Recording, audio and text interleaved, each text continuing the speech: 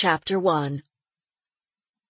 Tuva jumped onto the sofa and carefully placed one paw at a time onto Gina and Harry's legs, then sprawled across both their laps. She looked up at Gina with big yellow eyes, waited patiently for a neck scratch.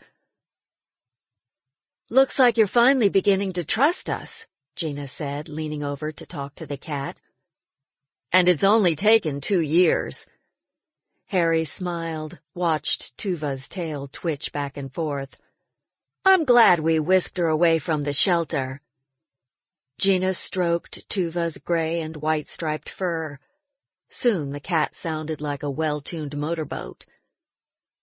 Harry put his head on Gina's shoulder. He turned and kissed her throat, smiled up at her. "I swear this is the happiest I've been in a long time."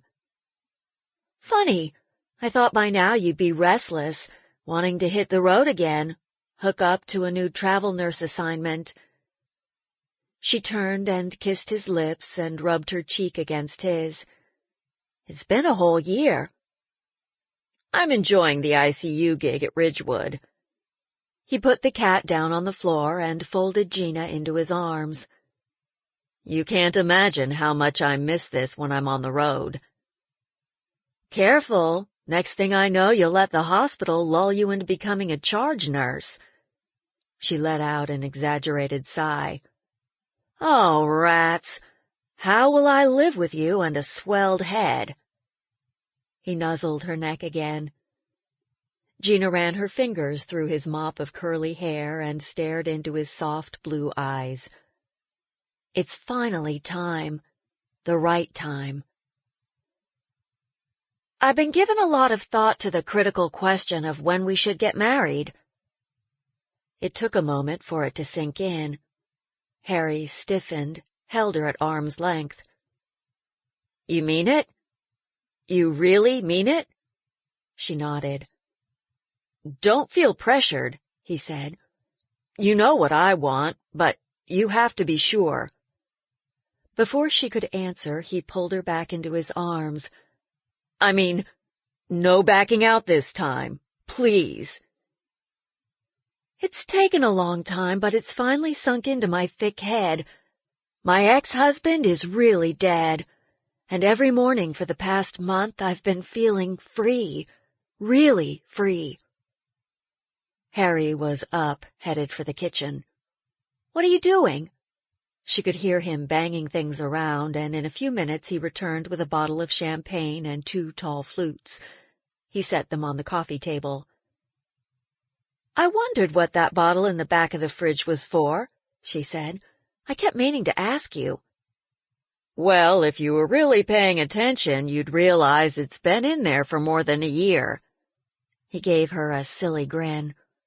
"I kept biting my tongue so I wouldn't say anything. Didn't want to push you. Wanted you to know we didn't have to get married, that I was here for you no matter what." Harry undid the twisted wire at the top of the bottle, took off the foil, and popped the cork. The noise made them both laugh. She watched him fill their glasses and said, "Let me toast first." He first looked surprised, then disappointed. "Please?" "Go for it." "To the man who stood by me, believed in me when no one else did, not even myself." She kissed his hand. "To you." He lifted his glass. "To my beautiful Gina, the only one I'll ever love." They stumbled back into the apartment after a long dinner celebration, a huge meal at Mario's, their favorite local Italian restaurant. Both were tipsy from the earlier champagne and the red wine they'd downed with a chicken Parmesan spaghetti dinner.